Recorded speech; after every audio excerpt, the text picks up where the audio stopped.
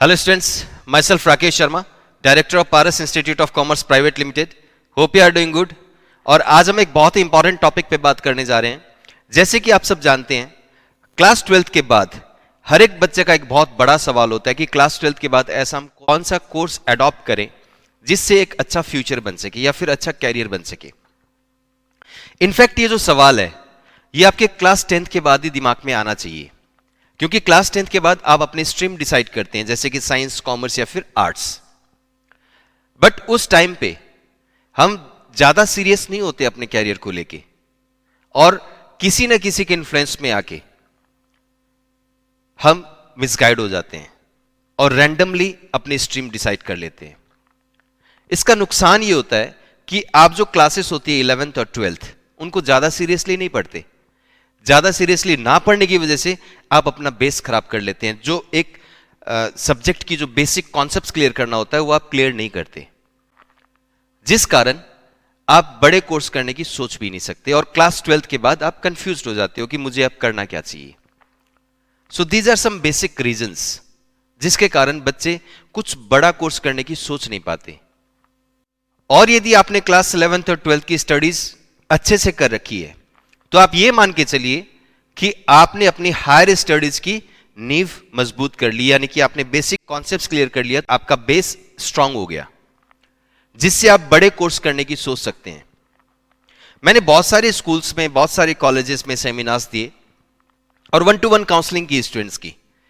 तब एक बात आती है मेरे सामने कि कोई भी स्टूडेंट सोच बहुत बड़ी रखता है, वो बहुत कुछ चाहता है अपनी लाइफ में, अपनी फैमिली के लिए अच्छा करना चाहता है, अपनी सोसाइटी के लिए अच्छा करना चाहता है, अपनी कंट्री के लिए अच्छा करना चाहता है, अपने फ्रेंड्स के लिए अच्छा करना चाहते हैं. Like they are very much positive. But कहीं ना कहीं मिसगाइड होने की वजह से वो अपना बेस खराब कर लेते हैं और बड़े कोर्स की ना सोच पाने के कारण एक ट्रेडिशनल डिग्री कर लेते हैं. 3 years डिग्री के हो गए, फिर वो 2 साल मास्टर डिग्री में लगाते हैं, यानी कि लाइफ के क्लास 12th के बाद 5 साल, जो कि बहुत ज्यादा प्रीशियस होता है. उस टाइम पे आपको कैरियर बनाने के लिए अच्छे से स्टडी करनी होती है और आपको एक अच्छा कोर्स चूज करना होता है. उस टाइम पे आप ट्रेडिशनल कोर्स कर रहे होते हैं और कहीं ना कहीं जाके आप मजबूरन 5 साल बाद में आपके ऊपर इतनी ज्यादा रेस्पॉन्सिबिलिटीज आ जाती है कि आपको मजबूरन कुछ ना कुछ ऐसा करना होता है जो कि आपने कभी सोचा भी नहीं था. आपको सैलरी में कॉम्प्रोमाइज करना पड़ेगा, आपकी जो विलिंग्स थी उसको मारना पड़ेगा. तो कहीं ना कहीं एक बहुत बड़ा कॉम्प्रोमाइज करना पड़ता है लाइफ में. So what I want to suggest is, जो मेरा सजेशन है, बहुत सोच समझ के आप स्ट्रीम डिसाइड करें, 11th और 12th को बहुत अच्छे से पढ़ें ताकि आप बड़े से बड़े कोर्स करने की सोच सकें, और कोर्स ऐसा करें कि 5 साल लाइफ के लगाने के बाद उस कोर्स का बेनिफिट आपको पूरी लाइफ मिले. तभी जाके आप सेटिस्फाइड रहेंगे पूरी लाइफ, क्योंकि आप हर एक वो काम कर सकते हैं जो आपने कभी सोचा था. So this is my advice to you all कि कोर्स ऐसा चूज करें, यानी कि आप अपने कैरियर के लिए जब तक प्रोफेशनल कोर्स चूज नहीं करेंगे तब तक आप मान के चलिए कि आपका फ्यूचर आपके हाथ में नहीं है, किसी दूसरे के हाथ में है. तो आज मैं आपके सामने एक ऐसे कोर्स को डिस्कस करूंगा जिसके बारे में आप सबने सुना होगा, बट कहीं ना कहीं आपने ज्यादा यह सुना होगा कि यह कोर्स टफ है. Yes, the course is chartered accountant. Chartered accountant के बारे में बच्चों के अंदर एक नेगेटिविटी है. नेगेटिविटी ये है कि चार्टर्ड अकाउंटेंट टफ है, लेकिन कहीं ना कहीं चार्टर्ड अकाउंटेंट की अपॉर्चुनिटीज के बारे में बच्चों को बहुत कम पता है. यदि आप अपॉर्चुनिटीज के बारे में जान लें अच्छे से तो मुझे लगता है यह कोर्स टफ नहीं है. But due to some misguidance, कहीं ना कहीं एक र्यूमर जिसकी वजह से बच्चे इस कोर्स से कटते हैं, करने की सोचते नहीं है. हालांकि मैं इन शॉर्ट बताऊं तो ये एक ऐसा कोर्स है जो कि आज की डेट में द मोस्ट डिमांडिंग कोर्स है. अब पीछे कोविड की वजह से बहुत सारे लोगों ने अपनी नौकरी गंवाई, बट चार्टर्ड अकाउंटेंट की डिमांड 37% बढ़ी है. अब इससे ज्यादा मैं एग्जांपल नहीं दे पाऊंगा आपको बड़ा, ये सबसे बड़ा एग्जाम्पल है। जहां लाखों लोगों ने नौकरी गंवाई, वहां पे चार्टर्ड अकाउंटेंट की डिमांड 37% बढ़ी है। और डिमांड है चार्टर्ड अकाउंटेंट की, आने वाले टाइम में बहुत ज्यादा डिमांड होने वाली है, क्योंकि देखो प्राइवेट सेक्टर को मैक्सिमम प्रोफेशनल्स की जरूरत है। तो सबसे पहले सीए कोर्स के बारे में बताने से पहले मैं आपको बताना चाहूंगा इंस्टीट्यूट के बारे में, यानी कि the institute of Chartered Accountant of India. The institute of Chartered Accountant of India is a statutory body जिसको एक पार्लियामेंट्री एक्ट के अकॉर्डिंग बनाया गया इन द ईयर 1949, और जिसको नाम दिया गया द चार्टर्ड अकाउंटेंट एक्ट 1949। और यदि हम बात करें ऑल ओवर इंडिया के इंस्टीट्यूट्स की, this is one of the oldest institute of India. यदि हम वर्ल्ड वाइड बात करें तो ICAI, Institute of Chartered Accountant of India, is the second largest professional body of Chartered accountant across the world. ICAI एक बहुत ही important role play करता है Indian growing economy में। देखिए, गवर्नमेंट का जो सबसे ज्यादा रेवेन्यू जनरेट होता है, यानी कि 90% जो रेवेन्यू जनरेट होता है, दैट इज थ्रू टैक्स। और जो मिनिस्ट्री ऑफ फाइनेंस है, उसको जो एडवाइस करती है टैक्सेशन के लिए, that is ICAI, Institute of Chartered Accountant of India, advice करती है कि how you can implement the tax and how we can generate our revenue maximum from the citizens. तो आईसीएआई एक एडवाइजरी की तौर पे काम करता है मिनिस्ट्री ऑफ फाइनेंस की। देखिए, यदि हम हेड की बात करें तो गवर्नमेंट ऑफ इंडिया के अंडर एक मिनिस्ट्री है, मिनिस्ट्री ऑफ कॉर्पोरेट अफेयर्स, जो कि आईसीएआई को एडमिन करती है, मतलब केयर टेक करती है।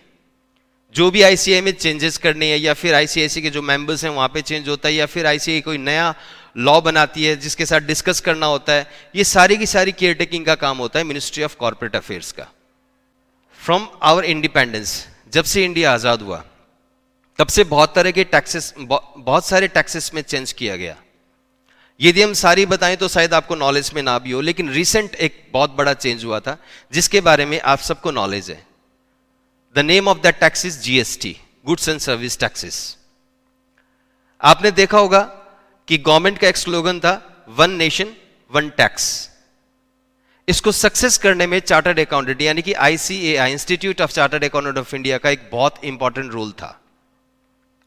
क्योंकि जो रेवेन्यू जनरेट होती है through GST, that is done through the chartered accountants. जो प्रोफेशनल्स होते हैं वही रेवेन्यू जनरेट करके गवर्नमेंट तक पहुंचाती है, पब्लिक को बताती है कि आपको जीएसटी कितना पे करना है, या फिर आपका जीएसटी रिटर्न कैसे हो सकता है। इन सारी चीजों के बारे में नॉलेज किसको होती है?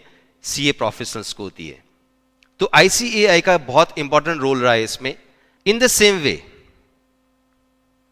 यदि हम इंडस्ट्रीज की ग्रोथ की बात करें तो इंडस्ट्रियल ग्रोथ में भी चार्टर्ड अकाउंटेंट्स का एक बहुत मेजर रोल रहता है। क्योंकि इंडस्ट्रीज के जितने भी डिपार्टमेंट्स होते हैं, जैसे फाइनेंस डिपार्टमेंट हो गया, इन्वेस्टमेंट हो गया, ऑडिट हो गया, ये जितने भी डिपार्टमेंट्स होते हैं, इन सब में चार्टर्ड अकाउंटेंट का एक बहुत इंपॉर्टेंट रोल होता है। In this way, ICAI, Institute of Chartered Accountant of India, plays a very important role in the Indian economy. और जितने भी टॉप लेवल की जो गवर्नमेंट की मैनेजमेंट्स हैं, यानी कि कमिटीज हैं, उनमें भी चार्टर्ड अकाउंटेंट के मेंबर्स कंपलसरी होते हैं। यहां पे मैंने ड्राइंग पे बता भी रखा है आपको। देखिए, गवर्नमेंट के अंडर एक मिनिस्ट्री होती है, that is ministry of corporate affairs, जो कि सीए इंस्टीट्यूट को एडमिन करती है। और जो चार्टर्ड अकाउंटेंट सिग्नेचर करते हैं, that is valid in different departments, like income tax हो गया, इनकम टैक्स में भी डायरेक्ट टैक्स, इनडायरेक्ट टैक्स हो गया। बैंकिंग से आप देख लीजिए, बैंकिंग सेक्टर में जितने भी टॉप लेवल की जो मैनेजमेंट्स होती हैं, उसमें भी चार्टर्ड अकाउंटेंट का रोल रहता है। जैसे आपने रिजर्व बैंक ऑफ इंडिया के बारे में सुना होगा, और जब आप टॉप लेवल के मैनेजमेंट में देखेंगे तो वहां पे भी आईसीएआई के मेंबर्स आपको मिलेंगे। और सर्विसेज सिर्फ इंडिया में नहीं है, आप यदि अक्रॉस द वर्ल्ड जाके देखें, साउथ ईस्ट एशिया में most of the Indian chartered accountants काम कर रहे हैं। और बाकी जो कंट्रीज हैं, यूरोपियन कंट्रीज हैं, वहां पे भी इंडियन चार्टर्ड अकाउंटेंट अपनी सर्विस प्रोवाइड कर रहे हैं। जैसे कि मैंने आपको दिखा भी रखा है, बहुत सारी कंट्रीज के साथ आईसीएआई का एमओयू साइन है, जहां पे इंडियन चार्टर्ड अकाउंटेंट ऑनलाइन भी काम कर सकते हैं या फिर वहां जाके भी काम कर सकते हैं। So Indian chartered accountant are providing this services across the world. हमारे बहुत सारे स्टूडेंट्स का ये ड्रीम होता है कि हम फॉरेन में जाके पढ़ें, या फिर फॉरेन में जाके पढ़ के इंडिया में काम करें। देखिए, अपॉर्चुनिटी अपने पास ऑलरेडी है इंडिया में भी। यदि आप चार्टर्ड अकाउंटेंट बन जाते हो तो आपके पास फॉरेन जाके काम करने की भी अपॉर्चुनिटीज है। और कोई कंट्रीज डिफाइन नहीं है कि आप यूएसए में जाके काम नहीं कर सकते, आप कनाडा में जाके काम नहीं कर सकते, आप ऑस्ट्रेलिया में जाके काम नहीं कर सकते। ये सारी की सारी कंट्रीज में आप जाके काम कर सकते हैं। इवन बहुत सारी कंट्रीज में आईसीएआई ने अपने ब्रांचेस भी खोल रखे हैं। ब्रांचेस मतलब एडमिशन ब्रांचेस, या फिर जो सपोर्ट देना होता है स्टूडेंट को, वो सपोर्ट के लिए ब्रांचेस भी बना रखे हैं ताकि स्टूडेंट्स को कोई प्रॉब्लम ना आए। एग्जाम सेंटर्स भी वहां पे बना रखे हैं। I mean to say, ICAI, Institute of Chartered Accountant of India, is providing their service across the world. और जहाँ तक हम ग्रोइंग इकोनॉमी की बात करें, शायद आपने स्पीच भी सुना होगा और honourable prime minister Shri Narendra Modi, जिन्होंने एक स्पीच दिया था ICAI भवन में, और उन्होंने ये कहा था कि चार्टर्ड अकाउंटेंट का रोल बहुत इंपॉर्टेंट है ग्रोइंग इकोनॉमी में। और India is an growing economy right now. India is a growing economy, जैसे कि हम सबको पता है। तो चार्टर्ड अकाउंटेंट अपने आप में एक बहुत इंपॉर्टेंट रोल प्ले करते हैं। और अभी की रिसेंटली हम बात करें तो जैसे पीछे कोविड था, कोविड में आपने सुना होगा कि लाखों लोगों ने अपनी नौकरी गंवाई, बहुत सारे लोगों को अपनी नौकरी छोड़नी पड़ी। बट यदि हम सीए की बात करें तो सीए की डिमांड 37% बढ़ी है, ना कि कम हुई है। And this is on documents. आगे की जो स्लाइड्स हैं उसमें मैंने दिखा रखा है कि सीए की डिमांड कैसे बढ़ी ऑल ओवर इंडिया, कितने चार्टर्ड अकाउंटेंट्स की डिमांड आई, कितनी कंपनीज आई, ये सारी मैंने आगे के स्लाइड्स में आपको दिखा रखी है। तो you will get the proof out there, और ये ऑन रिकॉर्ड प्रूफ है। आईसीआई की साइट में जाके आप चेक करेंगे, you will find the proof. Even मैंने स्लाइड में दिखा भी रखा है, आप जब इस वीडियो को कंटिन्यू देखेंगे you will find all the details out there. आपको सारी डिटेल्स मिल जाएंगी, आपको कहीं जाने की जरूरत नहीं है। इसी वीडियो में मैंने सारा दिखा रखा है। अब आईसीआई ने एक बहुत अच्छा काम कर रखा है, इस कोर्स की फीस यूनिवर्सल है। ऐसा नहीं है कि हर स्टेट की अलग अलग फीसेस है, not like that. All over India जो रजिस्ट्रेशन फीस होती है वो सेम होती है। और यदि आप इन टोटल बात करें और इस कोर्स की रिटर्न की बात करें तो इन्वेस्टमेंट कुछ भी नहीं है। मतलब बहुत कम खर्चे में आप इस कोर्स को करेंगे, और कम खर्चे में करने के बावजूद आपको जो रिटर्न मिलेगा, यानी कि जो सैलरी मिलेगी, दैट इज अनएक्सपेक्टेड। आपकी कोई लिमिट नहीं होती है। आप 50,000 से स्टार्ट करेंगे, क्या पता 5 महीने बाद में आप 5 लाख तक पहुंच जाएं। That's up to your talent, that's up to your work. जो आप काम करेंगे उसी के ऊपर डिपेंड करेगा ये कि आप ग्रोथ कितनी करते हैं। और एक सबसे अच्छी बात इस कोर्स की है कि ये हाईली रेस्पेक्टेबल कोर्स है। आप यदि चार्टर्ड अकाउंटेंट बन जाते हो तो आपकी सोसाइटी में भी रेस्पेक्ट है और प्रोफेशनल्स के बीच में भी आपकी रेस्पेक्ट होगी, बिकॉज यू आर प्रोफेशनल। जैसे कि मैंने बताया, Institute of Chartered Accountant of India plays a very important role in the Indian economy. In the same way, what are the duties and responsibilities of the members of the Institute of Chartered Accountant of India, यानी कि chartered accountants. Chartered accountant का role बहुत important होता है। जैसे कि मैंने ICI का बताया, तो आईसीआई के मेंबर्स ही हैं चार्टर्ड अकाउंटेंट। तो चार्टर्ड अकाउंटेंट का ऐसा कौन सा रोल होता है जिसके कारण मैंने कहा कि ICAI, Institute of Chartered Accountant of India, is the backbone of the Indian economy. इसके पीछे रीजन क्या है? देखिए, जब एक चार्टर्ड अकाउंटेंट यानी कि जब एक स्टूडेंट प्रोफेशनल बन जाता है, सीए बन जाता है, तो उसकी ड्यूटीज एंड रेस्पॉन्सिबिलिटीज की यदि हम बात करें या फिर उनके वर्किंग प्रोफाइल की बात करें तो आपको समझ में आ जाएगा कि गवर्नमेंट जिससे चल रही है, जैसे कि हम सब जानते हैं, गवर्नमेंट का जो 90% रेवेन्यू जनरेट होता है, that is through the tax. जो पब्लिक से टैक्स लेती है, जो इंडस्ट्री से टैक्स लेती है, जो बैंक्स, जो इन्वेस्टर्स, जितने भी है, प्राइवेट बैंक्स हो गया, इंडस्ट्रीज होगी, बहुत तरह के जो लोग काम कर रहे हैं, उनको एक रेवेन्यू देना होता है गवर्नमेंट को in the form of tax.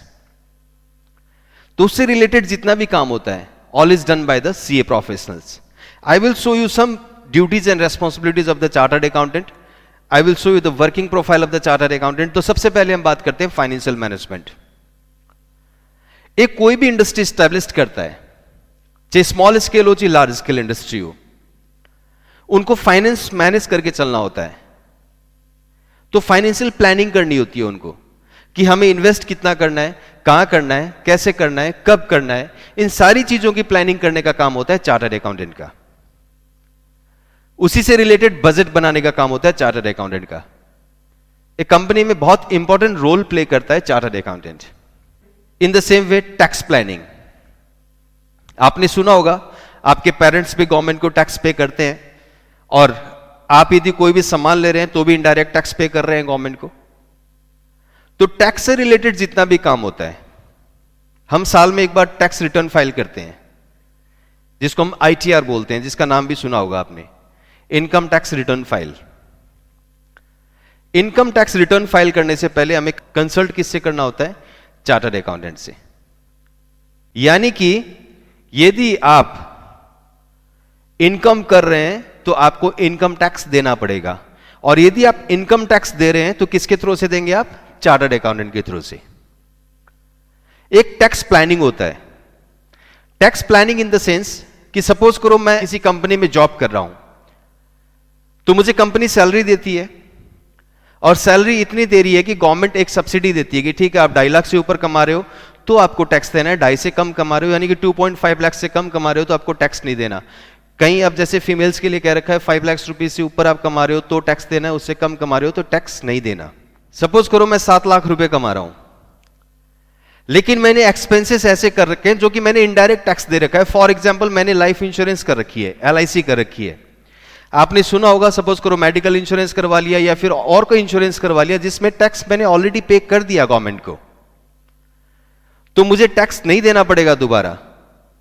अब ये सारे एक्सपेंसेस मैं चार्टर्ड अकाउंटेंट के सामने रखूंगा कि जी मैंने इस साल ये पैसे खर्च करे हैं। तो चार्टर्ड अकाउंटेंट को पूरा पता होता है कि मैंने कौन से टैक्स जो पे कर रखे हैं वो मुझे दोबारा पे नहीं करना। तो टैक्स प्लानिंग का काम भी चार्टर्ड अकाउंटेंट का होता है। टैक्स प्लानिंग, या यदि मैं शॉर्ट करूं तो लीगली टैक्स बचाने का तरीका किसके पास होता है? चार्टर्ड अकाउंटेंट के पास होता है। So this is also one profile. अब आप ये देखिए कि India is the most populated country, और यदि हम टैक्स की बात करें तो बहुत कम लोग अभी टैक्स पे कर रहे हैं। यदि गवर्नमेंट कोई ऐसी टर्म्स एंड कंडीशंस बना दे, जैसे कि आप लोगों ने सुना भी होगा GST, एक बहुत बड़ा रेवेन्यू जनरेट किया गवर्नमेंट ने थ्रू GST, और इसको कामयाब करने में मैंने क्या बताया था आपको? चार्टर्ड अकाउंटेंट का बहुत बड़ा रोल है। अब ये GST की रिटर्न फाइल करने के लिए किससे कंसल्ट करेंगे? चार्टर्ड अकाउंटेंट से। तो टैक्स से रिलेटेड जितना भी काम होता है सारा का सारा चार्टर्ड अकाउंटेंट देखता है। इन द सेम वे आपने ऑडिटर्स का नाम सुना होगा। आपने सुना होगा किसी भी बैंक में जाते हैं, यदि आप 30 या 31 तारीख को जाते हैं या फिर 29 को जाते हैं, तो ज्यादातर बैंक्स बोलती हैं हमारी ऑडिट चल रही है, अभी हम काम नहीं कर सकते, पब्लिक वर्क नहीं कर सकते। तो ये जो ऑडिट करने का काम होता है, यानी कि इंटरनल चेक करवाने का काम होता है कि हमने जो ट्रांजैक्शंस करी वो सही करी या गलत करी, कहीं कोई गलत तो नहीं हुआ अनजाने में। इन सारी चीजों को चेक करने का काम होता है चार्टर्ड अकाउंटेंट का, और इस प्रोसेस को बोलते हैं ऑडिटिंग। अब ये ऑडिट सिर्फ बैंक्स में नहीं होती है, इंडस्ट्रीज में भी होती है, स्मॉल स्केल बिजनेस में भी होता है, लार्ज स्केल बिजनेस में भी होता है, लार्ज स्केल इंडस्ट्रीज में भी होता है, गवर्नमेंट सेक्टर्स में भी होता है, क्योंकि गवर्नमेंट सेक्टर भी कोई ना कोई डिपार्टमेंट होता है, अपने डिपार्टमेंट में सैलरी डिस्ट्रीब्यूशन करता है। इन शॉर्ट यदि मैं बताऊं आपको कि जहां पे पैसे का लेन देन होगा वहां पे ऑडिट जरूर होगा, और ऑडिट करने का काम किसका होगा? चार्टर्ड अकाउंटेंट का। जैसे कि मैंने आपको बताया, as per the population of the country, यदि मैं डिमांड की बात करूं तो कम से कम 10 लाख चार्टर्ड अकाउंटेंट हमें चाहिए, और इनफैक्ट जो चार्टर्ड अकाउंटेंट हैं that is 3.5 lakh only. Scope बहुत है, काम की कोई कमी नहीं है, बस थोड़ी सी जो प्रॉब्लम है, स्टूडेंट्स मोटिवेटेड नहीं रहते, इस कोर्स को करने से थोड़े से हिचकते हैं, that is only the problem. खैर चलिए, ये बातें मैंने आपको पहले भी बताई, मैं दोबारा रिपीट कर देता हूं क्योंकि चीजें दिमाग में आ जाती है कि बच्चों से जब भी बात करते हैं सीए के बारे में, टफ की बात करते हैं, तो मैं ये रेस्पॉन्सिबिलिटीज बता रहा हूं, इससे आप गेस कर सकते हैं कि चार्टर्ड अकाउंटेंट अपने आप में एक कंप्लीट कोर्स है। इन the same way business consultant, मुझे कोई भी बिजनेस एस्टैब्लिश करना हो, डेयरी का बिजनेस स्टार्ट करूं, स्मॉल स्केल इंडस्ट्री स्टार्ट करूं, या फिर कोई स्मॉल बिजनेस स्टार्ट करना चाहता हूं, या फिर लार्ज स्केल इंडस्ट्री स्टैब्लिश करना चाहता हूं, तो इन सारी चीजों की जो प्लानिंग होती है that is done by the chartered accountants. तो चार्टर्ड अकाउंटेंट बिजनेस कंसल्टेंट का भी काम करते हैं। इसी से रिलेटेड हम बात करें, आप लोगों ने सुना होगा कंपनीज के CEO, CFO, डायरेक्टर्स, मैं आपको आने वाली स्लाइड्स में दिखाऊंगा जिनका नाम आपने जरूर सुना होगा, बट आपको यह नहीं पता होगा कि ये चार्टर्ड अकाउंटेंट्स हैं। बहुत सारी कंपनीज ये प्रिफर करती है, बहुत सारी नहीं, हर एक कंपनी प्रिफर करती है कि मेरी कंपनी का सीएफओ चार्टर्ड अकाउंटेंट हो, मेरी कंपनी का सीईओ चार्टर्ड अकाउंटेंट हो, मेरी कंपनी का डायरेक्टर चार्टर्ड अकाउंटेंट हो। क्योंकि चार्टर्ड अकाउंटेंट इसलिए प्रेफर करते हैं, ये सारे जो मैं प्रोफाइल बता रहा हूं, ये सारे के सारे प्रोफाइल कंपनीज को बहुत ज्यादा जरूरी होती है। गवर्नमेंट को टैक्स देना पड़ता है, बिजनेस को प्रमोट करना होता है, बिजनेस को एक्सपेंड करना होता है, ऑडिट भी करवानी होती है, सारी की सारी नॉलेज चार्टर्ड अकाउंटेंट को होती है। That's why they prefer CEO, CFO and directors as a chartered accountant. In the same way, compliance officer, company act के बारे में, इनकम टैक्स एक्ट के बारे में, GST एक्ट के बारे में, इन सारी चीजों की नॉलेज किसको होती है? चार्टर्ड अकाउंटेंट को होती है। ताकि कंपनी को कौन से एक्ट में रह के काम करना पड़ेगा, GST कौन से एक्ट के थ्रू आई है और कैसे इसको फुलफिल करना पड़ेगा। आई मीन टू से जितने भी इन चीजों से रिलेटेड एक्ट्स होते हैं, इन सारे के सारे एक्ट्स की नॉलेज किसको होती है? CAs को होती है। ये तो मैंने थोड़ा सा आपको हाईलाइट किया है जॉब प्रोफाइल। इन डेप्थ यदि जाएंगे तो you will be surprise by knowing कि अच्छा इतना ज्यादा काम है तो जॉब तो बिल्कुल आराम से मिलेगी। यस, आपने सही सोचा, जॉब करने वालों की कमी है, क्योंकि इतने चार्टर्ड अकाउंटेंट्स ही नहीं है। यदि आप में से 10 बच्चे चार्टर्ड अकाउंटेंट बनने की सोचते हैं तो सिर्फ 5 साल की मेहनत है। 5 साल बाद में ये 10 बच्चों का जो फ्यूचर होगा, that will be the brightest, उनका सबसे ब्राइट फ्यूचर होगा। They will be very much safe. देखिए, जैसे मैंने आपको बताया कि अभी यदि मैं उन चार्टर्ड अकाउंटेंट्स के नाम लूं जो आज बहुत ज्यादा रिनाउंड है, और उनका नाम आपने भी जरूर सुना होगा, बट यदि मैं आपको अभी बताऊं कि ये चार्टर्ड अकाउंटेंट्स आज यहां पे बैठे हैं और इन्होंने इतनी लाइफ में अचीवमेंट्स ली है, तो शायद आपको ये लगेगा कि सर अभी तो हमारी सीए नहीं हुई, आप हमें ये क्यों दिखा रहे हैं। देखिए स्टूडेंट्स, एक बहुत इंपॉर्टेंट चीज मैं आपको बताता हूं। मैं आपको एक सीढ़ी चढ़ा रहा हूं। आप क्लास 12th में या फिर क्लास 10th में या फिर क्लास 11th में, आपकी एक थॉट अभी डेवलप हो रही है अपने कैरियर को लेके। इस टाइम पे बहुत हाइट पे कुछ दिखा दिया, आप कम से कम उतना तो सोचेंगे कि ठीक है एक बारी बनते हैं, कोशिश करते हैं, लेट्स ट्राई, क्या पता हम भी वहां पे पहुंच जाएं। और आई एश्योर यू, यदि आप चार्टर्ड अकाउंटेंट बन गए तो आप उससे ऊपर की सोचेंगे। आप ये नहीं सोचेंगे कि ठीक है I am satisfied with my profession. ठीक है, प्रोफेशन से आप सेटिस्फाइड होंगे, लेकिन ग्रोथ एक ऐसी चीज है जिसका लालच हर एक को होता है। और जितना हो सकता है हमारी जो एक फीलिंग्स होती है, जैसे कि मैंने आपको पहले भी बताया कि हम सोसाइटी के लिए भी बहुत कुछ करना चाहते हैं, हम अपने पेरेंट्स के लिए भी बहुत कुछ करना चाहते हैं, फ्रेंड्स के लिए करना चाहते हैं, तो ये कहीं ना कहीं थॉट आपको ऊपर ले जाने के लिए एनर्जेटिक बनाती है। जब तक आप ये प्रोफेशन में नहीं जाएंगे, यानी कि जब तक आप चार्टर्ड अकाउंटेंट नहीं बनेंगे, तब तक आप उससे ऊपर का कैसे सोच सकते हैं। And I wish you for that also. अब मैं कुछ एक पर्सनैलिटीज के नाम आपके साथ शेयर करना चाहूंगा। शायद आपने इनका नाम जरूर सुना होगा, बट कहीं ना कहीं आपको यह नहीं पता कि ये चार्टर्ड अकाउंटेंट्स हैं। Like CA Piyush Goyal, presently he is the minister in the government and he is having 3 ministries. He is the minister of railway, he is the minister of commerce and industries, he is the minister of consumer affairs. इनके पास 3 ministry है। CA Suresh प्रभु, इनका नाम भी आपने जरूर सुना होगा। CA Suresh Prabhu, he is the former minister of Indian Railway and he was the minister of Commerce and Industries. Presently वो राज्यसभा के मेंबर हैं इसी गवर्नमेंट में। और सबसे इंटरेस्टिंग बात है कि प्रोफेशनल है, चार्टर्ड अकाउंटेंट्स हैं, और ये इलेक्टेड नहीं है, they are nominated by the government. In the same way CA Kumar Mangalam Birla, he is one of the renowned industrialists in India and in other countries also. He is the chairman of Aditya Birla Group. CA Nainalal Kidwai, she is one of the most powerful lady in the field of finance, and she was the former chairman of HSBC Bank. She was the CEO and country head of HSBC India, and she was honored with Padma Shri in the year 2007. आपने राजेश मागो का नाम नहीं सुना होगा, CA Rajesh Magow, but yes आपने MakeMyTrip का नाम जरूर सुना होगा। He is the co-founder and CEO of MakeMyTrip. He is a chartered accountant. CA Aditya Puri, he is the managing director and CEO of HDFC bank.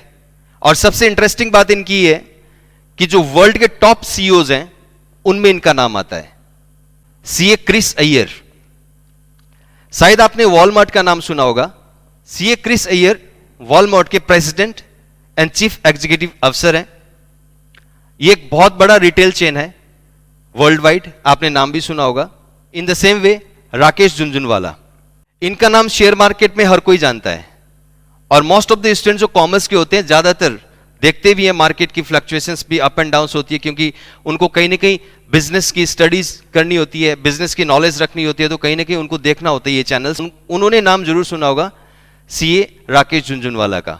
In short यदि मैं कहूं तो Rakesh Jhunjhunwala is the king of Indian share market. Deepak Pareek, Deepak Pareek ने बहुत सारी industries को अपनी service दी है और इनकी जो सबसे इंटरेस्टिंग बात है, इंडिया के जितने भी टॉप चार्टर्ड अकाउंटेंट्स हैं, यानी कि जो रिचेस्ट चार्टर्ड अकाउंटेंट है, top and richest chartered accountant है, उनमें इनका नाम आता है and he is the 5th richest chartered accountant in India. So ये पर्सनैलिटीज के नाम मैंने आपके साथ शेयर करे। इनके बारे में जानना बहुत जरूरी है आपको, क्योंकि जो भी आप प्रोफेशन चूज करते हैं, अभी आप क्लास 10th में, 11th में, 12th में, जिस किसी भी क्लास में आपको आपका टारगेट बहुत ऊंचा लेके चलना पड़ेगा, आपको बहुत ऊपर की सोचनी पड़ेगी, तभी जाके आप स्टार्ट करेंगे उस रास्ते पे चलना। और ये सही टाइम आपको मोटिवेट करने का। यदि आपको हमने इस टाइम पे मोटिवेट नहीं किया तो आपको कोई ना कोई मिसगाइड करके किसी भी गलत ट्रैक पे डाल सकता है और आपको पूरी लाइफ आपके अकॉर्डिंग नहीं, किसी दूसरे के अकॉर्डिंग जीने पे मजबूर कर सकते हैं वो। That's why I am sharing this names, और इनको देख के आपको बहुत कुछ सीखना भी है और इनकी तरह ही आपको भी बड़ा टारगेट लेके चलना है, so that you can serve your society and your country and your family. The requirement of chartered accountant is more than 10 lakhs in India as per the population. But अभी फिलहाल हमारे पास 3.5 लाख चार्टर्ड अकाउंटेंट्स हैं और उसमें से भी बहुत सारे चार्टर्ड अकाउंटेंट्स हैं। आप मान के चलिए 30% चार्टर्ड अकाउंटेंट्स ऐसे हैं जो इंडिया में काम नहीं कर रहे, फॉरेन के लिए काम कर रहे हैं, यानी कि फॉरेन इंडस्ट्रीज में काम कर रहे हैं। सो डिमांड है, सप्लाई कम है। अभी भी आपके पास मौका है कि आप इस कोर्स के लिए पॉजिटिव रहें और इस कोर्स को अच्छे से करें। अब मैं आपको बताऊंगा कि what are the levels and how you can continue this course, और कैसे करना होता है, क्या क्या आपको दिक्कतें आ सकती है, ये सारी चीजें मैं आपको बताऊंगा। जैसे आप सब जानते हैं, सीए यानी कि चार्टर्ड अकाउंटेंट कोर्स के 3 लेवल्स होते हैं। सबसे पहला होता है सीए फाउंडेशन, उसके बाद होता है सीए इंटरमीडिएट और फिर होता है CA final. CA intermediate pass करने के बाद आपको एक ट्रेनिंग करनी होती है 3 साल की, जो कि किसी भी प्रैक्टिसिंग चार्टर्ड अकाउंटेंट के अंडर आपको करनी होती है। और इस 3 साल की ट्रेनिंग में से जब तक आप 2.5 साल की ट्रेनिंग नहीं करेंगे, यानी कि 2.5 years की ट्रेनिंग करने के बाद आप फाइनल के एग्जाम दे सकते हैं। आपको 3 years की ट्रेनिंग तो कंप्लीट करनी पड़ेगी, बट आप फाइनल का एग्जाम देने के बाद भी 6 months की पेंडिंग ट्रेनिंग कर सकते हैं। तो ये एक ओवरव्यू था। आज हम बात करेंगे सीए फाउंडेशन के बारे में। देखिए, सीए फाउंडेशन की जब हम बात करते हैं तो सबसे पहले मैं आपको बताना चाहूंगा सब्जेक्ट्स के बारे में। सीए फाउंडेशन में जितने भी सब्जेक्ट्स हैं, जैसे कि अकाउंट्स, स्टैटिस्टिक्स, मैथमेटिक्स, इकोनॉमिक्स, ये एक मेजर रोल प्ले करती है इस कोर्स में।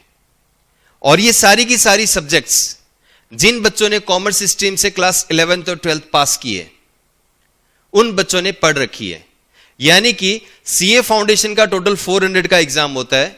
400 के एग्जाम में से 300 मार्क्स की सब्जेक्ट्स आपने ऑलरेडी क्लास 11th और 12th में पढ़ रखी है। इवन आप यदि चैप्टर टू चैप्टर कंपेयर करते हैं, अकाउंट्स उठाइए, आप फाउंडेशन का सिलेबस देखिए और आपका क्लास 11th और 12th का सिलेबस देखिए, 100% मैच करता है।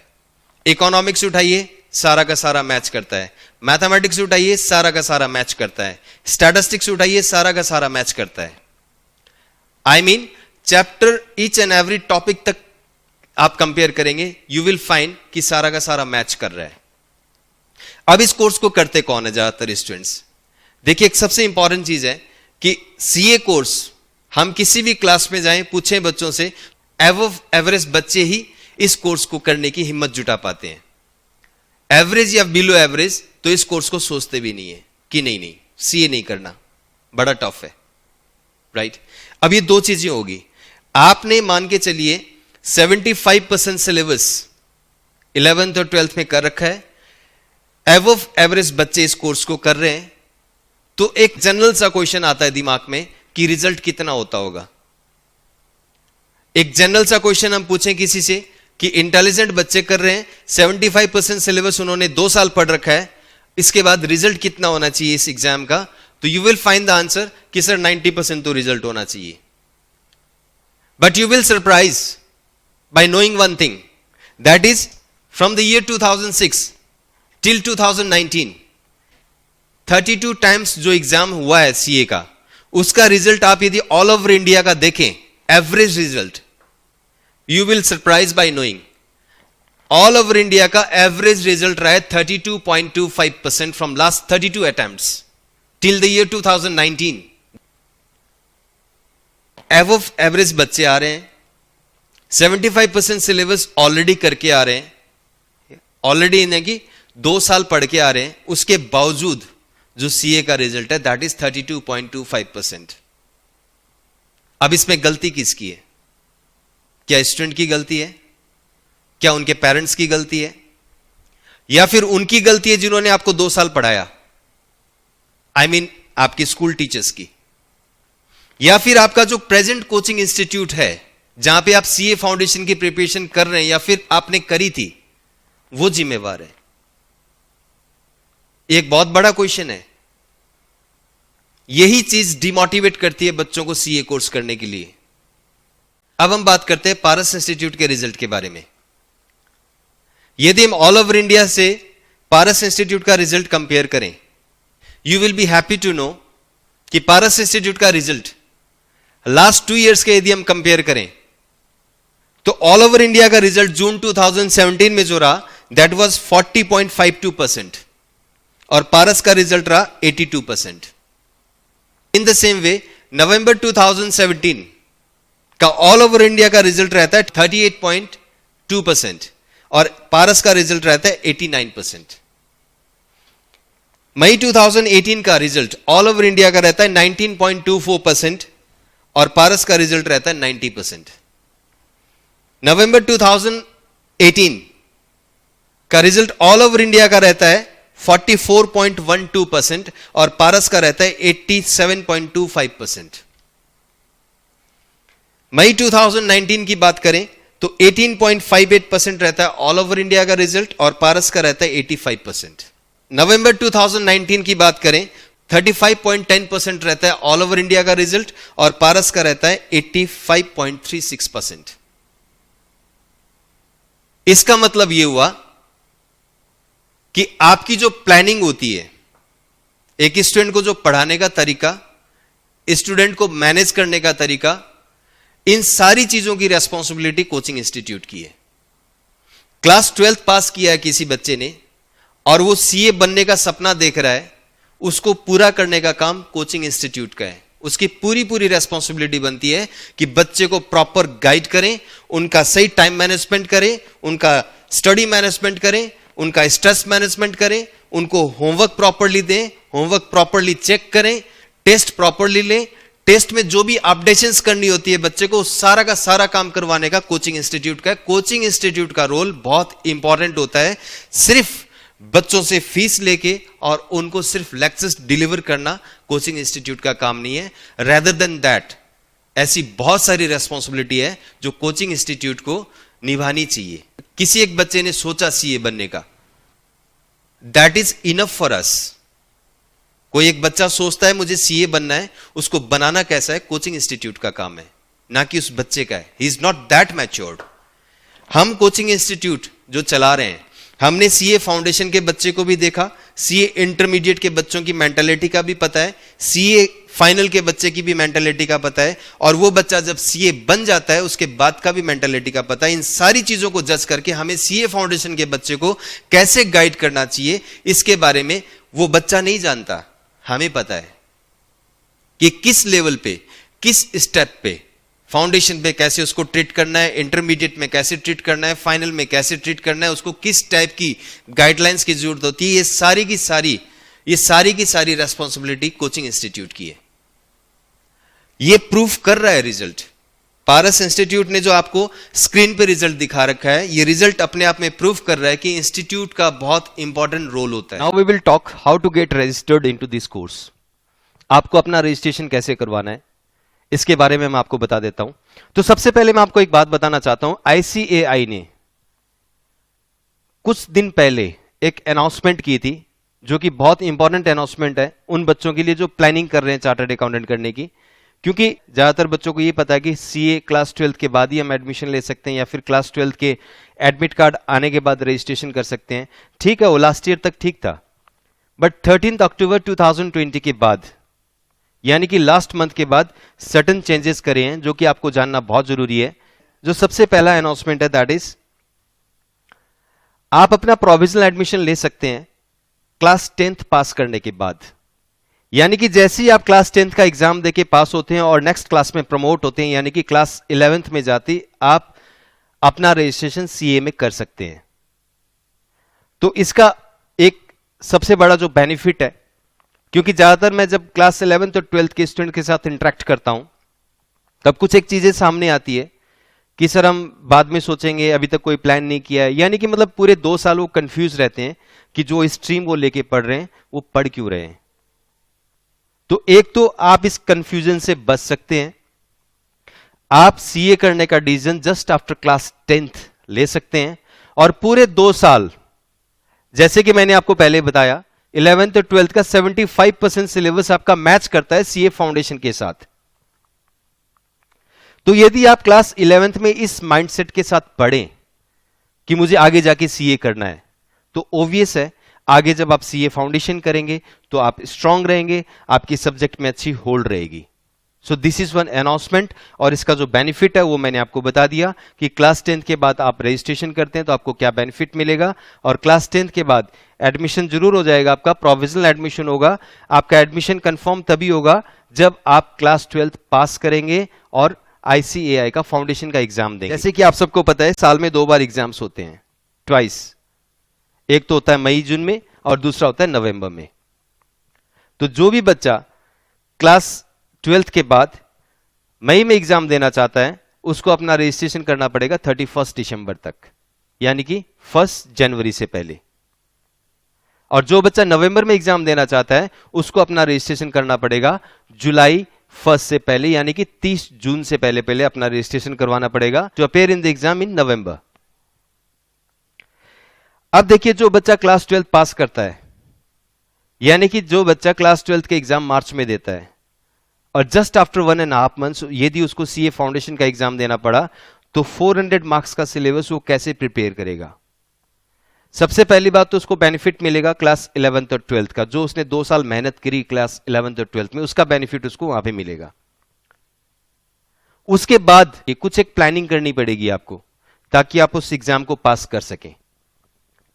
उसके लिए आपको 1-to-1 काउंसलिंग लेनी पड़ेगी, आपको बात करना पड़ेगा कि आप किस माइंडसेट के साथ पढ़ेंगे, तब जाके आप एग्जाम क्लियर कर सकते हैं। इसके लिए आपको पर्सनली बात करनी चाहिए अपने टीचर से, या फिर जो क्वालिफाइड काउंसलर्स होते हैं उनसे बात करनी चाहिए, या फिर आपको कोई भी सपोर्ट चाहिए, you feel free to call us कि आपको क्या प्लानिंग करनी चाहिए, कैसे करना चाहिए।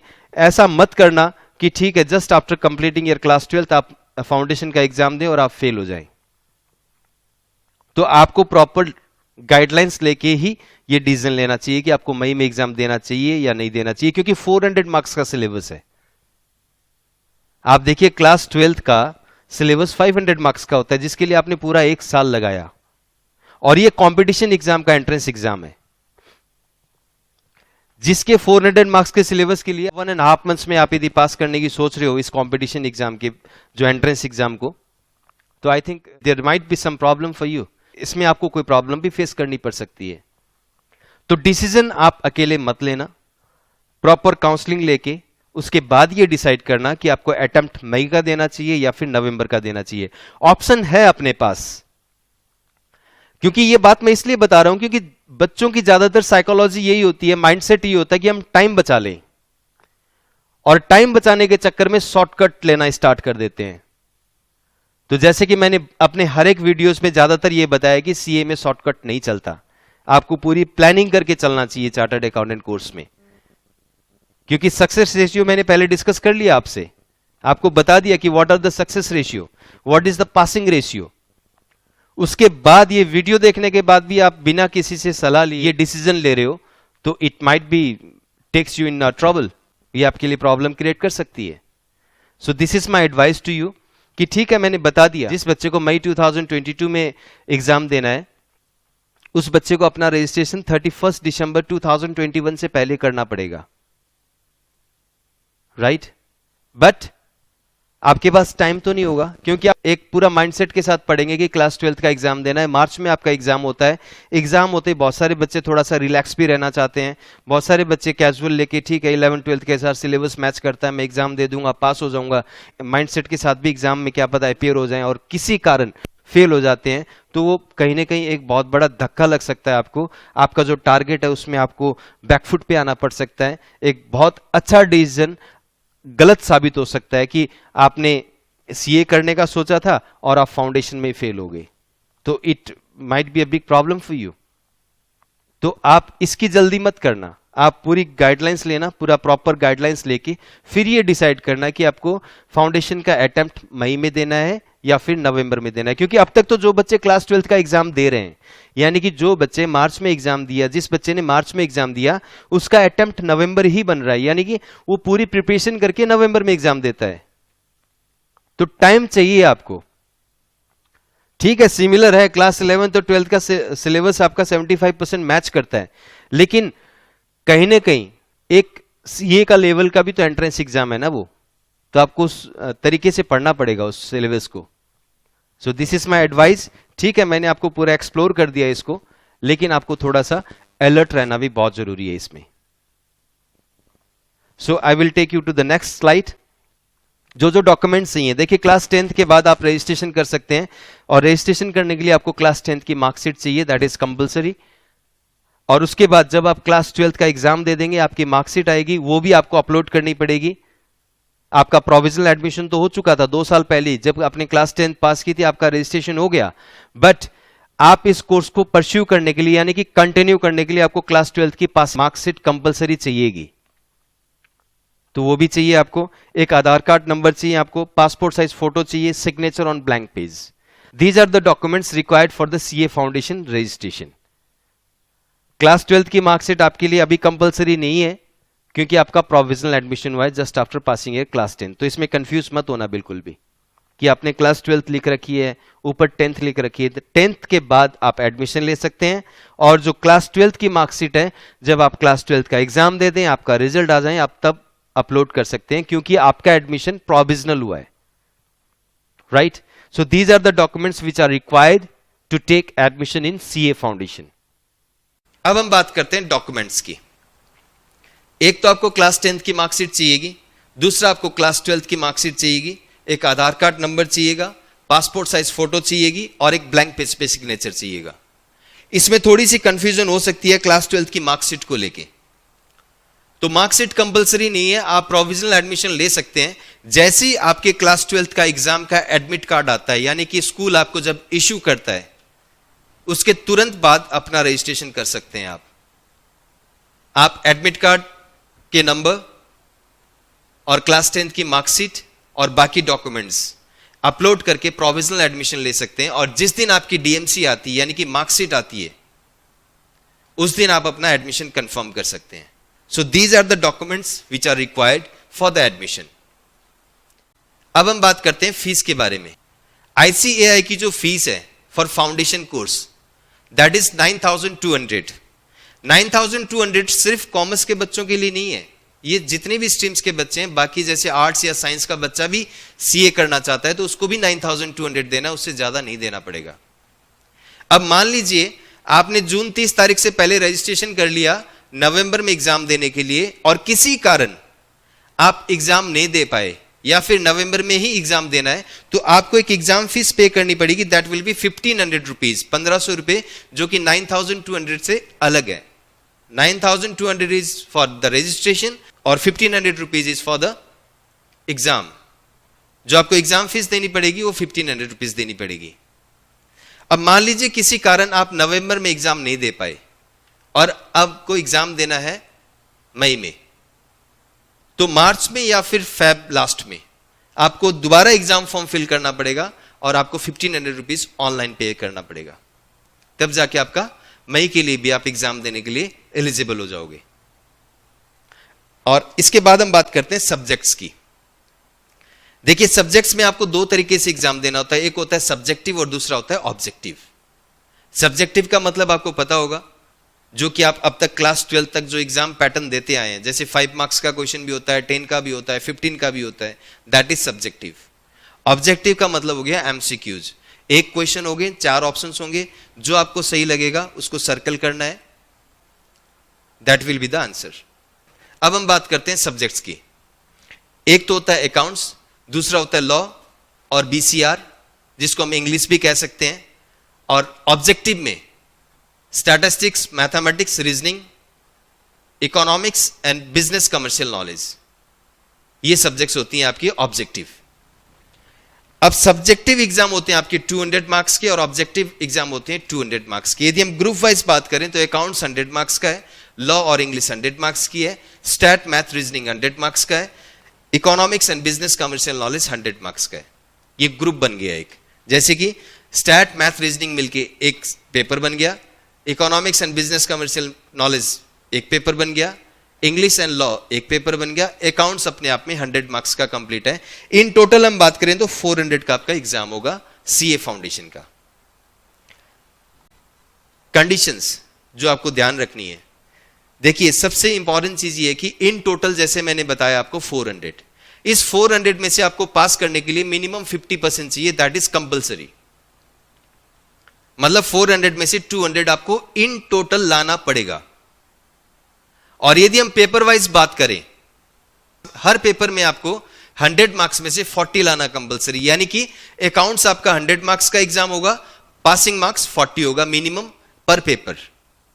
और यदि हम स्टैटिस्टिक्स, मैथमेटिक्स, रीजनिंग की बात करें, तीनों मिला के 100 मार्क्स का एग्जाम होगा, जिस 100 में से आपको 40 मार्क्स लाना कंपलसरी है। So this is the condition, 50% in total, 40% subject wise. तो आपको इस तरीके से एग्जाम अटेम्प्ट करना है कि आपके 200 क्रॉस हो जाएं, यानी कि आप अकाउंट्स में 80 ले आते हो, बाकी में किसी में 40, किसी में 60 और किसी में 50, ऐसे करके ले आते हैं तो आप पास हो जाएंगे। अब इसमें एक बहुत इंपॉर्टेंट चीज देखनी है आपको, जैसे कि मैंने बताया 400 का टोटल एग्जाम होगा, 400 में से आपको 200 लाना पड़ेगा, दैट इज 50% इन टोटल। और पेपर वाइज हम बात करें तो अकाउंट्स में से 100 मार्क्स का एग्जाम होगा, 40 लाना जरूरी है, 40% is compulsory in every paper. आपके 4 पेपर हैं, 8 सब्जेक्ट्स हैं, तो सब्जेक्ट्स वाइज नहीं देखना है, पेपर वाइज हम बात करें तो 100, 100, 100 एंड 100, इन चारों को मिला के 400 हो गया, जिसमें से 50% चाहिए, दैट इज 200। और पेपर वाइज आपको चाहिए 100 में से 40, 100 में से 40, 100 में से 40 और 100 में से 40। तो आपको एग्रीगेट जो मार्क्स चाहिए ताकि आपके 200 पूरे हो जाएं, दैट इज 50 मार्क्स। और आप ऐसा भी कर सकते हैं कि अकाउंट्स आपका स्ट्रांग है तो आप 90 ले आओ अकाउंट्स में, या फिर 80 ले आओ, इकोनॉमिक्स आपका स्ट्रांग है तो 70 ले आओ, ऐसे करके आपको 200 मार्क्स टोटल चाहिए होगा।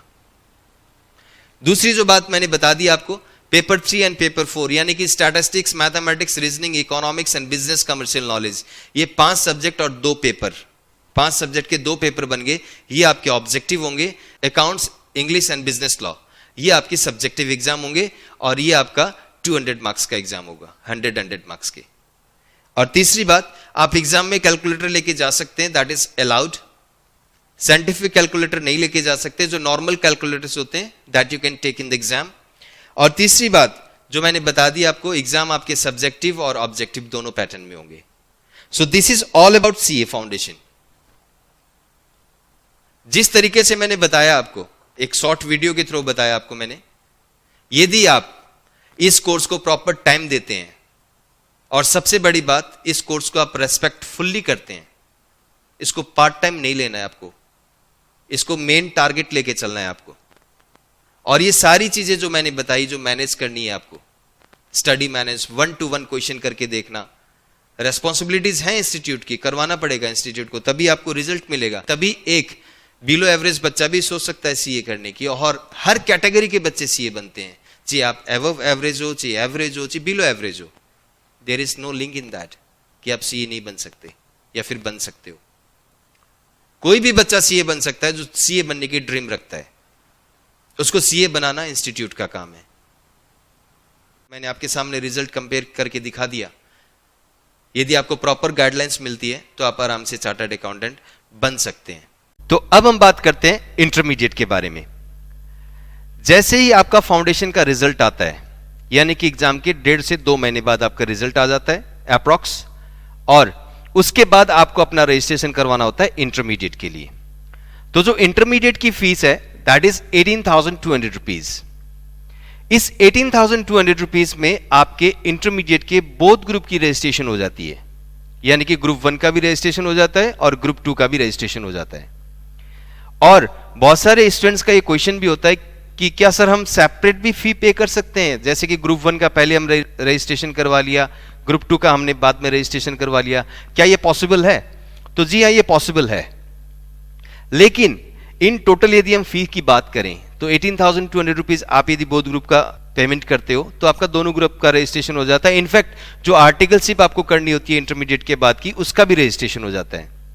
और यदि आप सेपरेट पे करते हैं तो आपकी फीस इन टोटल बन जाती है अप्रॉक्स 30,000 रुपीज, जिसमें आपको इंटरमीडिएट ग्रुप 1 की 13,000 अप्रॉक्स देनी पड़ेगी, ग्रुप 2 की 13,000 अप्रॉक्स देनी पड़ेगी, आर्टिकलशिप की अलग से देनी पड़ेगी। तो इन टोटल जो फीस बन जाती है that is approx 30,000। So it's better कि आप वन टाइम फी पे करें, 18,200 पे करें, क्योंकि देखो सीए बनने का आपने सोच लिया, आपने फाउंडेशन भी पास कर लिया, अब आपको आगे बढ़ना है। सो इस काम को आप फरीक करके चलें कि ठीक है रजिस्ट्रेशन हो चुका, अब एग्जामिनेशंस देना है या फिर इसकी प्रिपरेशन करनी है।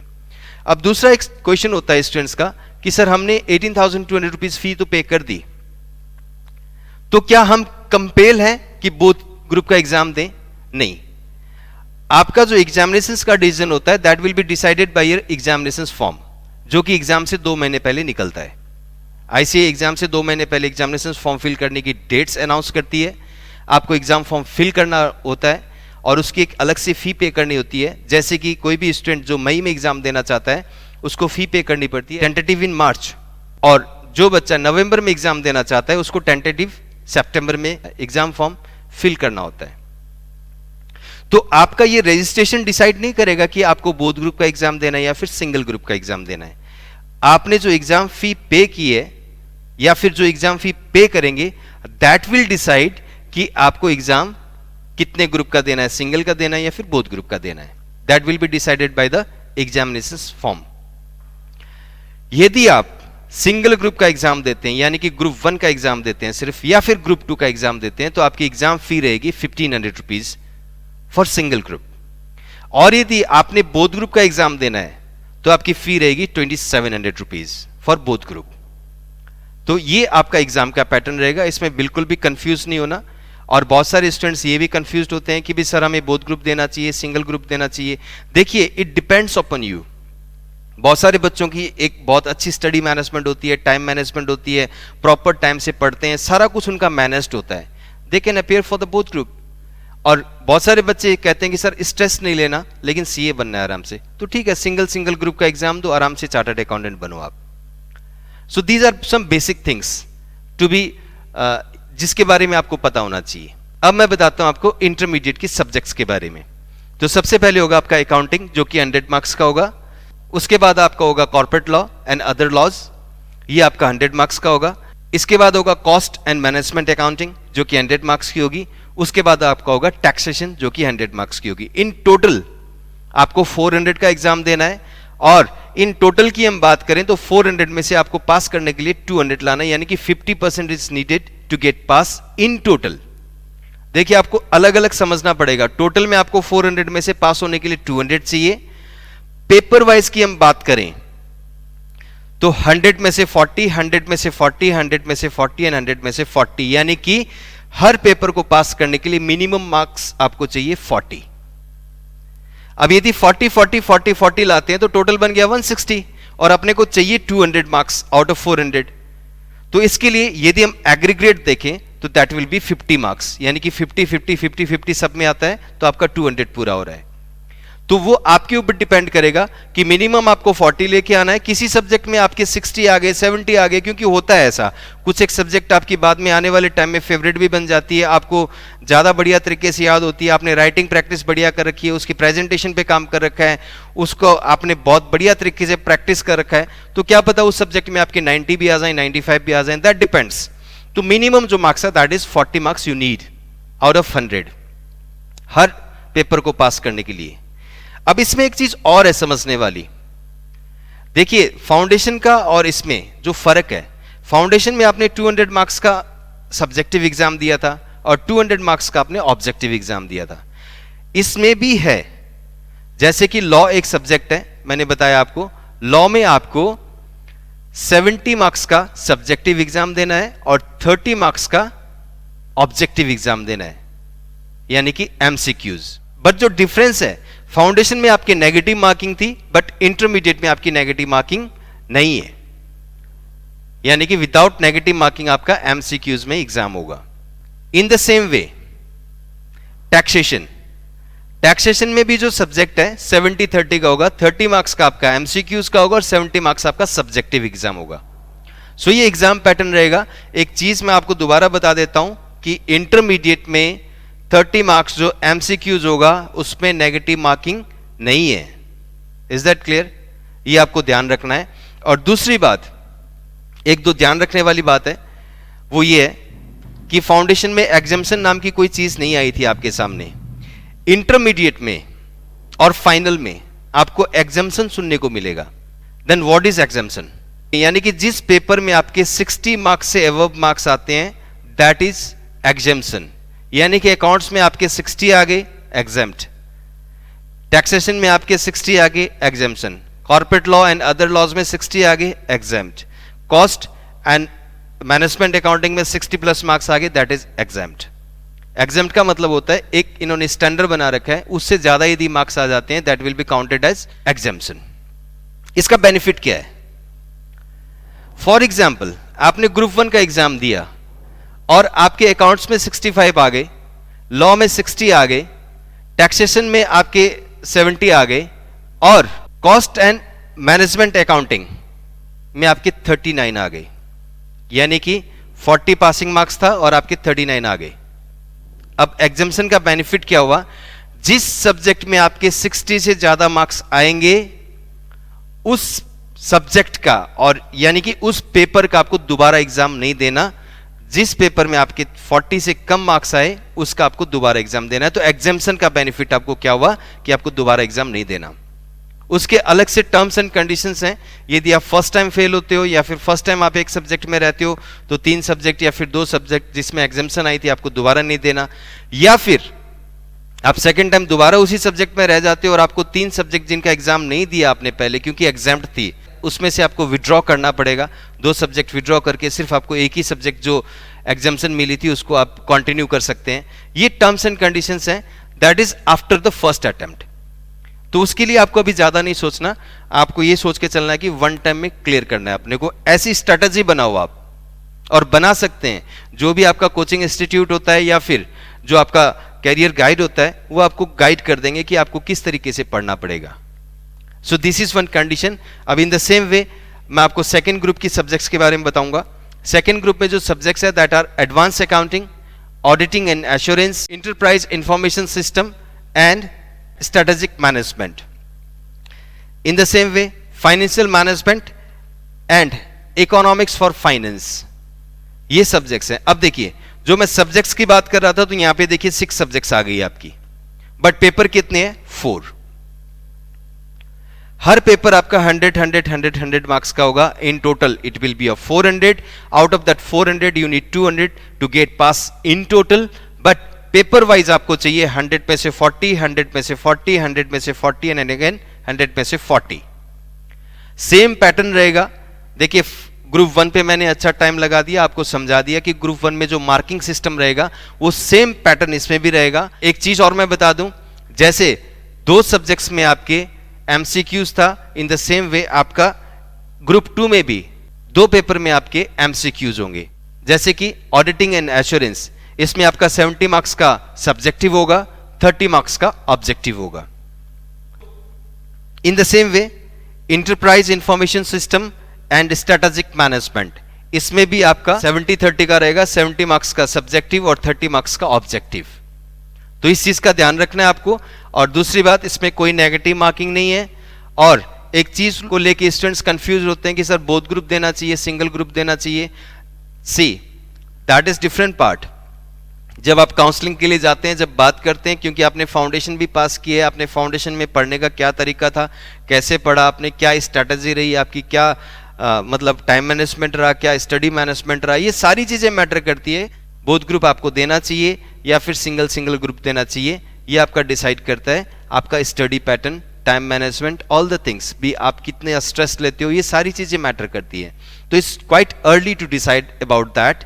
और बहुत सारे स्टूडेंट्स के अंदर एक मिथ भी है कि ठीक है बोथ ग्रुप क्लियर करते हैं तो बहुत बड़ी फॉर्म में जाके हम आर्टिकलशिप कर सकते हैं। कहीं ना कहीं देखिए थोड़ा बहुत तो करता है matter, but not that much जितना स्टूडेंट्स के बीच में र्यूमर है। आपको सीए बनना है, दैट्स इनफ फॉर यू।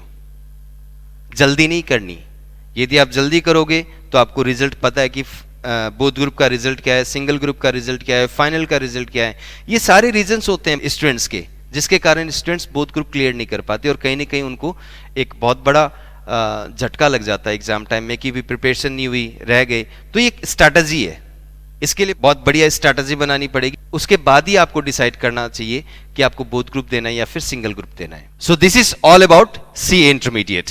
तो जैसे ही आप ये दोनों ग्रुप पास करते हैं या फिर आप एक ग्रुप पास करते हैं, एक बहुत इंपॉर्टेंट फेज स्टार्ट होता है, दैट इज योर आर्टिकलशिप, या फिर हम कहें इसको ट्रेनिंग। ये ट्रेनिंग आपकी टोटल 3 इयर्स की ट्रेनिंग होती है और 3 इयर्स की ट्रेनिंग में आपको सीए के अंडर में काम सीखना होता है। What are the duties and responsibilities of a chartered accountant. इस ट्रेनिंग को स्टार्ट करने से पहले, यानी कि इंटरमीडिएट ग्रुप 1 आपने पास कर लिया और आपने ट्रेनिंग स्टार्ट कर ली, आप ग्रुप 2 3 साल में कभी भी दे के पास कर सकते हैं, मतलब 3 साल में कभी भी आप एग्जाम दे के पास कर सकते हैं ग्रुप 2, या फिर ग्रुप 1 पास कर लिया, ग्रुप 2 पास कर लिया, उसके बाद आपने ट्रेनिंग स्टार्ट कर ली, that is an option for you, आप कैसे भी दे सकते हैं। But what we advise is कि आप दोनों ग्रुप पास करो, उसके बाद ट्रेनिंग स्टार्ट करो, ताकि आप बिल्कुल बढ़िया तरीके से काम सीखो। जितना अच्छा काम सीखोगे उतने ही अच्छे चार्टर्ड अकाउंटेंट बनोगे, उतनी अच्छी आपको प्रैक्टिस करने की आदत होगी, क्योंकि this articleship is an very important part of this course. यही डिसाइड करेगी कि आप सीए कैसा बनेंगे। बहुत सारे बच्चे आर्टिकलशिप में कॉम्प्रोमाइज करते हैं, बट व्हाट वी एडवाइज कि आर्टिकलशिप में आपको बिल्कुल भी कॉम्प्रोमाइज नहीं करना। और आर्टिकलशिप स्टार्ट करने के लिए ऐसा नहीं है कि आपको इंटरमीडिएट के बोथ ग्रुप पास करना है, आप सिंगल ग्रुप पास करेंगे तो भी आर्टिकलशिप स्टार्ट कर सकते हैं। सिंगल ग्रुप यानी कि ग्रुप 1 या फिर ग्रुप 2 दोनों में से कोई एक पास कीजिए, आपकी आर्टिकलशिप स्टार्ट हो जाएगी। बोथ ग्रुप करने के बाद भी स्टार्ट कर सकते हैं। So you can start your articleship. Articleship आपकी टोटल 3 इयर्स की होती है। इस 3 साल में से 2.5 इयर्स की कंपलसरी आपको ट्रेनिंग करनी पड़ेगी फाइनल की एग्जाम देने के लिए। आर्टिकलशिप स्टार्ट करने से पहले, अब आपने इंटरमीडिएट पास कर लिया, इंटरमीडिएट ग्रुप 1 या फिर ग्रुप 2 दोनों में से कोई एक पास करके आप अपनी ट्रेनिंग स्टार्ट कर सकते हैं, यानी कि 3 साल की ट्रेनिंग किसी भी चार्टर्ड अकाउंटेंट के अंदर आप स्टार्ट कर सकते हैं।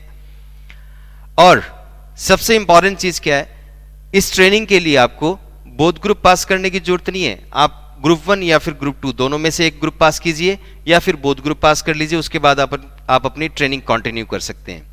ट्रेनिंग स्टार्ट करने से पहले, यानी कि इंटरमीडिएट के एग्जाम देने के बाद और ट्रेनिंग स्टार्ट करने से पहले एक ओरिएंटेशन प्रोग्राम करना होता है, जो कि आईसीआई खुद कंडक्ट करवाती है। 15 डेज का ये कोर्स होता है। आपको आईसीआई को फी भी पे करनी पड़ेगी, that will B 7,000 rupees for 15 days. In the same वे एक इंफॉर्मेशन टेक्नोलॉजी का भी कोर्स करना होता है, जो कि कंप्यूटर से रिलेटेड होता है, कि कंप्यूटर में आप कल को काम करते हैं या फिर आर्टिकलशिप के लिए जब जाएंगे तब आपको कंप्यूटर पे काम करना पड़ेगा, कैसे काम करना है। तो बेसिक नॉलेज का एक कोर्स होता है जो कि आपको 15 डेज का कोर्स करना होता है, that will be under the ICAI. ICI खुद करवाती है उस कोर्स को कंडक्ट, और उसकी फी पे करनी पड़ती है 6,500 रुपीज। तो जैसे हमने फाउंडेशन के लिए 9,200 रुपीज दिया, इंटरमीडिएट के लिए आपने 18,200 रुपीज दिया, इन द सेम वे आपको इस ट्रेनिंग की भी फी पे करनी पड़ेगी 7,000 and 6,500 रुपीज।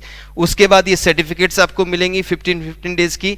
ये सर्टिफिकेट्स लेके आप सीए के पास जाएंगे, सीए आपको आर्टिकलशिप एज के उनके पास रखेंगे और आपको काम सिखाएंगे। उसके बाद 3 साल काम सीखने के बाद या फिर 2.5 साल काम सीखने के बाद ही आप फाइनल का एग्जाम दे सकते हैं, क्योंकि जब तक आप ये 3 साल की ट्रेनिंग पूरी नहीं करेंगे, यानी कि 3 साल में से 2.5 साल की ट्रेनिंग पूरी नहीं करेंगे, तब तक आप सीए फाइनल का एग्जाम नहीं दे सकते।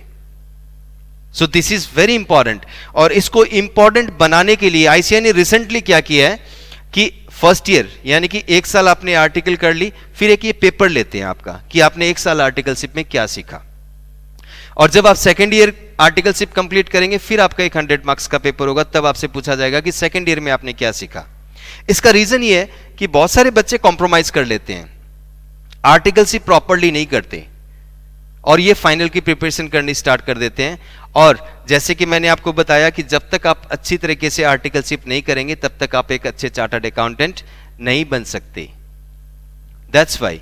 और फाइनल की एग्जाम देने से पहले आपको दोबारा एक ट्रेनिंग करनी होती है जिसको हम बोलते हैं MCS, यानी कि एडवांस ओरिएंटेशन कोर्स भी बोलते हैं हम इसको, और MCS ट्रेनिंग भी बोलते हैं। MCS का मतलब हो गया मैनेजमेंट एंड कम्युनिकेशन स्किल, जहां पे आपको सिखाया जाता है कि after clearing your final exam you will be chartered accountant. At that time how you have to behave with the clients, how you have to communicate with them, ये सारा एक कोर्स होता है। मतलब ICAI ने इस कोर्स को एक कंप्लीट कोर्स बनाया है।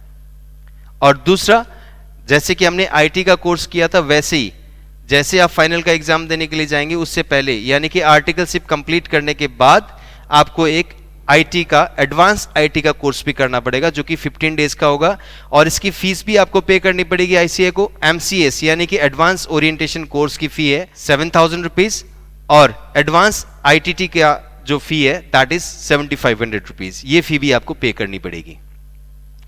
इसके बाद आप फाइनल का एग्जाम दे सकते हैं। और एक चीज मैं बता दूं, ये ट्रेनिंग्स के दौरान की बात मैं बता दी क्योंकि ट्रेनिंग आपकी इंटरमीडिएट के बाद होती है। तो फाइनल के रजिस्ट्रेशन के बारे में मैंने आपको नहीं बताया। मैंने आपको ये बताया था कि भी इंटरमीडिएट ग्रुप 1 या फिर ग्रुप 2 दोनों में से एक पास करने के बाद आपकी ट्रेनिंग स्टार्ट हो जाती है। लेकिन फाइनल के रजिस्ट्रेशन के लिए जैसे आपने इंटर का रजिस्ट्रेशन फाउंडेशन पास करने के बाद किया था, उसी तरीके से इंटरमीडिएट के बाद यानी कि इंटरमीडिएट के बोथ ग्रुप 1 या फिर ग्रुप 2 अलग अलग तरीके से पास करने के बाद ही आप फाइनल का रजिस्ट्रेशन कर सकते हैं। और जो फाइनल की रजिस्ट्रेशन फीस है that is 22,200 rupees, 9,200 foundation, 18,200 intermediate, और फाइनल की फीस है 22,200 रुपीज जो कि आपको पे करनी पड़ेगी। इसमें भी आपका बोथ ग्रुप का रजिस्ट्रेशन हो गया। इट्स अप टू यू कि आप बोथ ग्रुप का एग्जाम देना चाहते हैं या फिर नहीं चाहते। That will be decided by your examination fees as I said earlier. जैसे कि आपका इंटरमीडिएट में एग्जाम फीस ने डिसाइड किया था कि आपको सिंगल ग्रुप देना या फिर बोथ ग्रुप देना, इन द सेम वे फाइनल में भी आपका एग्जाम फीस डिसाइड करेगा कि आपको सिंगल ग्रुप देना है या फिर बोथ ग्रुप देना है। यदि आपको सिंगल ग्रुप देना है then the fees will be 1,800, और यदि आपको बोथ ग्रुप देना है then the fees will be 3,300 rupees. ये आपका फी रहेगा फाइनल के लिए। और अब मैं बताता हूं आपको सब्जेक्ट्स के बारे में। आपने रजिस्ट्रेशन कर लिया फाइनल का, उसके बाद आपको जो मतलब रजिस्ट्रेशन कब हुआ आपका, जब आपने इंटरमीडिएट बोथ ग्रुप की सर्टिफिकेट प्रेजेंट की, उसके बाद आपका रजिस्ट्रेशन हुआ। देखिए इसमें दो चीजें हैं समझने वाली। जब तक आप 3 साल में से 2.5 इयर्स की ट्रेनिंग कंप्लीट नहीं करेंगे तब तक आप फाइनल का एग्जाम नहीं दे सकते। यानी कि एग्जाम कैसे डिसाइड होगा, ट्रेनिंग से डिसाइड होगा। फाइनल का रजिस्ट्रेशन ट्रेनिंग से कोई उसका रिलेशन नहीं है। जब तक आप इंटरमीडिएट बोथ ग्रुप पास नहीं करेंगे, यानी कि ग्रुप 1 ग्रुप 2 सेपरेट कर लो कोई प्रॉब्लम नहीं है, लेकिन इंटरमीडिएट ग्रुप 1 और इंटरमीडिएट ग्रुप 2 दोनों ग्रुप पास होने चाहिए, तभी जाके आप फाइनल का रजिस्ट्रेशन कर सकते हैं। यानी कि 22,000 रुपीज पे करने के लिए एलिजिबल हो जाते हैं। तो देयर आर 2 कंडीशंस। सो अब मैं बताता हूं आपको फाइनल की सब्जेक्ट्स के बारे में। सबसे पहली सब्जेक्ट है दैट इज FR, जिसको हम फाइनेंशियल रिपोर्टिंग भी बोलते हैं। दूसरी सब्जेक्ट है स्ट्रेटेजिक फाइनेंशियल मैनेजमेंट। तीसरी सब्जेक्ट है advance auditing and professional ethics. Fourth subject है कॉर्पोरेट एंड इकोनॉमिक्स लॉ। अब ये टोटल आपके पास 4 सब्जेक्ट्स होगी। इन चारों सब्जेक्ट्स के एग्जाम्स आपके सेम एज इंटरमीडिएट 100 मार्क्स के होंगे।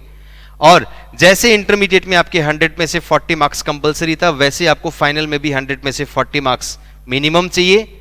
Aggregate 50, exemption 60। तो टोटल 400 में से आपको पास करने के लिए चाहिए 200। हर पेपर को पास करने के लिए चाहिए 100 में से 40, 100 में से 40, 100 में से 40 एंड 100 में से 40। अब इसमें भी 2 आपके जो पेपर्स हैं वो पेपर्स 70-30 के होंगे। यानी कि 70 मार्क्स आपका सब्जेक्टिव होगा और 30 मार्क्स होगा ऑब्जेक्टिव।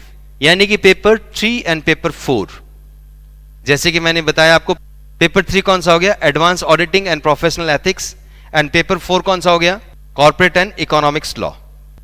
ये आपको पेपर 100 मार्क्स के होंगे, लेकिन 70-30 के होंगे। 70 मार्क्स सब्जेक्टिव और 30 मार्क्स आपका ऑब्जेक्टिव होगा। ये हो गया आपका ग्रुप 1 का subjects. In the same way group 2 की जो सब्जेक्ट्स हैं, इसमें थोड़ी सी इंटरेस्टिंग है। अब मैं बताता हूं आपको ग्रुप 2 के बारे में। फाइनल के ग्रुप 1 के सब्जेक्ट्स बता दिए आपको मैंने। टोटल 4 सब्जेक्ट्स हैं। 100 मार्क्स के एग्जाम्स होंगे। मिनिमम 40 मार्क्स चाहिए पेपर वाइज पास करने के लिए, और इन टोटल आपको 200 चाहिए। एग्रीग्रेड के लिए आपको 50-50-50 लाना पड़ेगा। एग्रीग्रेड का मतलब हो गया कि टोटल 200 लाने के लिए हर पेपर में आपको 50-50-50-50 लाना पड़ेगा, और एग्जाम्शन के लिए आपको 60 मार्क्स लाना पड़ेगा। ये सेम पैटर्न आपका ग्रुप 2 में अप्लाई होगा, इसीलिए मैंने आपको ग्रुप 1 में अच्छे से समझाया। और ग्रुप 2 की जो सब्जेक्ट्स हैं, they are strategic cost management and performance evaluation. ये एक पेपर हो गया आपका 100 मार्क्स का। और दूसरा जो पेपर है, that is quite interesting, that is elective paper. जो पेपर 6 है वो इलेक्टिव पेपर होगा आपका। अलग अलग आप ट्रेड चूज कर सकते हैं। जैसे आप आर्टिकलशिप करते हैं तब आपका एक फील्ड में इंटरेस्ट भी डेवलप हो जाता है, वहां से आप सेलेक्ट करके पेपर सेलेक्ट कर सकते हैं। पेपर 6 जो कि थोड़ा सा इंटरेस्टिंग है। देखिए, जितने भी मैंने एग्जाम्स के बारे में बताए सारे 100 मार्क्स के थे। पेपर 6 भी 100 मार्क्स का है, और जितने एग्जाम्स आपके 100 मार्क्स के हुए, सारे के सारे 3 आवर्स में होते हैं कंडक्ट। हालांकि आप जो स्कूल से आए हैं, स्कूल में भी 100 मार्क्स का पेपर 3 आवर्स का होता है। इन द सेम वे ICI के जितने पेपर्स होते हैं, यानी कि CA के जितने एग्जाम्स होते हैं, सारे 100 मार्क्स के होते हैं, 3 आवर्स के होते हैं। बट जो पेपर 6 है, जो कि इलेक्टिव है, इसमें थोड़ा सा इंटरेस्टिंग है। वो ये है कि आप एग्जाम में अपनी बुक लेके जा सकते हैं, और एग्जाम करते वक्त आपको 3 आवर्स में नहीं बल्कि 4 आवर्स में एग्जाम देने का टाइम मिलता है आपको। यानी कि आप 6th पेपर 4 आवर्स मिलेगा आपको, और बुक लेके जा सकते हैं एग्जामिनेशंस में। This is quite interesting to hear. ये सुनने में थोड़ा इंटरेस्टिंग लगता है, और है भी। ICA ने बहुत अच्छा पैटर्न बना दिया, और रिसेंटली इसमें चेंज किया था, तब जाके ये नया पैटर्न आया है। और इसमें स्टूडेंट्स को बहुत एक मोरल सपोर्ट भी मिलता है, थोड़ा सा एनर्जी लेवल भी अलग रहता है कि भी हाँ एग्जाम करना है, प्रिपरेशन भी जाते हैं, और प्रैक्टिकल नॉलेज ज़्यादा रहती है इसमें। तो पेपर 6 का ये पैटर्न है कि आपका इलेक्टिव पेपर होगा, 100 मार्क्स का होगा, 4 घंटे आपको एग्जामिनेशंस के लिए मिलेंगे, और बुक लेके जा सकते हैं आप एग्जाम में। This is the pattern in final paper 6। Paper 7 है इनडायरेक्ट टैक्स लॉ। अब इसमें भी 2 पेपर्स आपके 70-30 के होंगे, यानी कि 30 मार्क्स आपका ऑब्जेक्टिव होगा और 70 मार्क्स आपका सब्जेक्टिव होगा। लास्ट के जो 2 पेपर्स हैं, यानी कि 7 और 8, indirect tax, direct tax law and international taxation एक, और दूसरा इनडायरेक्ट टैक्स एंड लॉ। ये आपके पेपर्स आपके 70-30 के होंगे, यानी कि 70 मार्क्स का आपका सब्जेक्टिव होगा और 30 मार्क्स आपका ऑब्जेक्टिव होगा। और एक चीज मैं बता दूं कि ऑब्जेक्टिव जहां पे आता है वहां पे नेगेटिव मार्किंग 1 मिनट में स्ट्राइक कर जाता है कि नेगेटिव मार्किंग जरूर होगा। जी नहीं, इसमें कोई नेगेटिव मार्किंग नहीं है। जो आप करेंगे उतने ही मार्क्स मिलेंगे, कोई नेगेटिव मार्किंग नहीं है इसमें। सो this is all about CA। मैंने कोशिश की कि आपकी मैक्सिमम क्वेरीज, जो कि जनरली एक बच्चों का क्वेश्चन होता है कि भी सर कैसे करना होता है, कितने साल की होती है, क्यों करें, ये सारी चीजें मैंने इन शॉर्ट करके बताई आपको। So thank you so much. In this way you can be a chartered accountant. Thanks for your cooperation. I wish you all the best. And this is our number displayed on the screen, 1800 2585 777. I will repeat it once, 1800 2585 777. You can contact on this number and feel free to call us anytime. Thank you so much.